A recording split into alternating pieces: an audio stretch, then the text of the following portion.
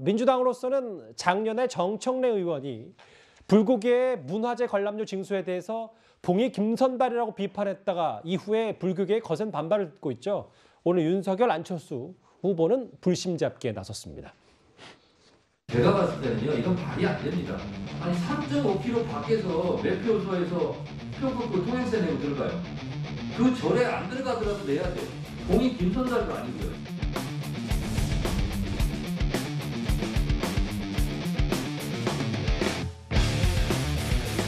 다시 한번 성찰하는 그런 마음을 더해서 죄송하다는 뜻으로 그리고 용서를 구하는 마음으로 별배를 드리게 됐습니다. 가르침을 잘 새겨서 우리 사회가 직면하고 있는 문제들을 해결하고 국민 통합의 정치를 펼치기 위해 최선을 다하겠습니다. 불교계에 대한 여당 의원의 망언까지 있었습니다. 참으로 유감스러운 일입니다. 불교 관련 행사에 참석한 두 후보입니다. 그런데 윤석열 후보는 또다시 무속인 논란에 휩싸였습니다. 윤석열 후보 부부와 친분이 있는 한 무속인이 선대본부에서 고문으로 일한다는 일부 보도가 나왔는데요. 이재명 후보와 윤석열 후보의 목소리를 좀 이어서 들어보겠습니다.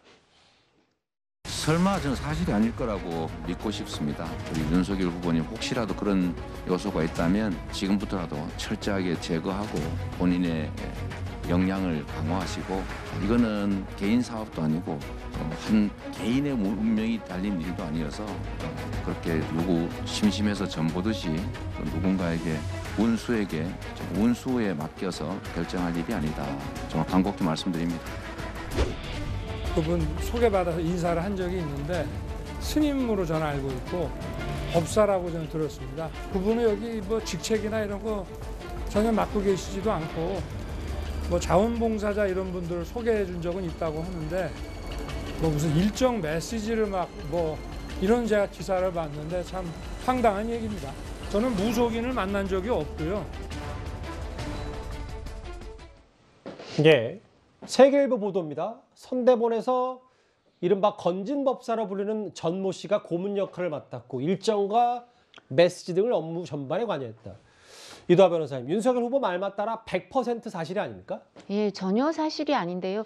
일단 제가 아주 초기에 이제 경성 캠프부터 저는 합류한 사람이거든요.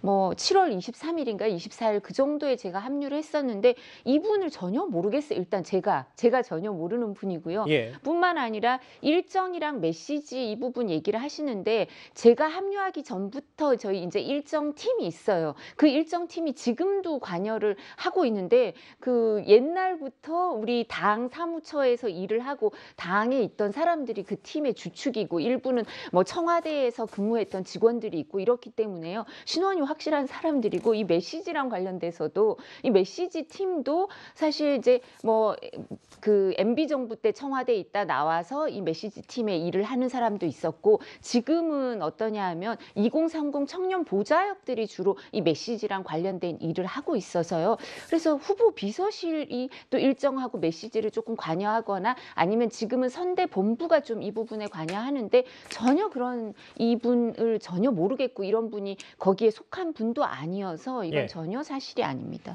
화면 설명 하나 더 해볼게요. 홍준표 의원이 이걸 최순실 사태, 최서원 사태로 올라갈까 걱정이다라는 글을 올렸다가 삭제를 했고 3월 9일 대선까지 다물겠다. 무속인 논란 잘 넘기시기를 이라는 글도 했습니다. 전혀 사실 무근이라면 이수훈 변호사님.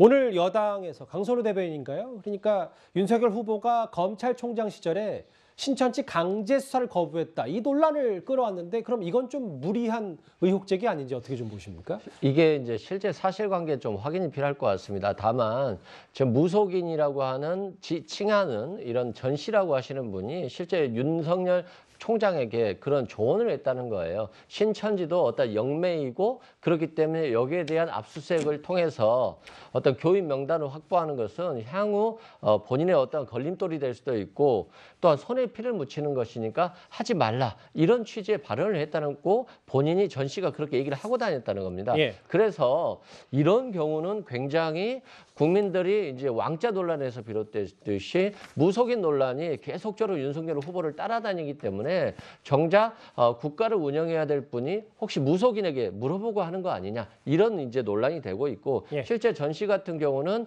상임 고문으로서 활동을 했다고 합니다. 그래서 여기 보니까 법당도 있고 여기 신점이나 이런 굿 등을 통해서 무속 활동을 했다고 하는 거니까 그것에 대해서 국민들이 우려하는 부분이 충분히 있다 이렇게 생각됩니다. 예. 제가 조금 보충해서 설명을 드리자면 저희가 이제 오늘도 임명장 문제 때문에 이제 법률 자문을 하고 왔는데 그렇다면 그분이 이 여기서 언론에서 보도를 하려면 임명을 받았다든가 임명장을 받았다든가 그리고 그 임명장이 정말 우리 조직 본부에서 발급한 게 맞는지 이 정도는 확인을 하고 보도를 했어야 되는 게 아닌가. 상임 고문으로 일했다는 걸 그냥 말씀하시면 안 되죠. 예. 그리고 또 하나 그 신천지 관련해서도 그 당시 아마 추미애 장관이 법무부 장관이었을 텐데 예. 왜 압수수색을 빨리 안 하냐 이런 얘기가 있었어요. 그랬을 때 윤석열 검찰총장이 그 당시 이제 후보가 검찰총장이던 시절에 이렇게 답변을 했습니다. 이 부분과 관련해서 종교단체는 잘못 이 압수수색을 강압적으로 이거를 명단을 확보하려고 하거나 하면 오히려 이게 지연되거나 숨거나 아니면 이제 명단을 알려주는 거에 대해서 거부 반응을 보이면 이 부분이 실제로 방역을 확보하는 데는 더 어려움이 있으니까 이미 제출을 받아서 하는 게 수사 관행이었기 때문에 수사 관행에 따라 한 건데 뭐 강선우 대변인이 그렇게 얘기를 했다면 근거를 갖고 알겠습니다. 얘기를 해야 될 겁니다. 예.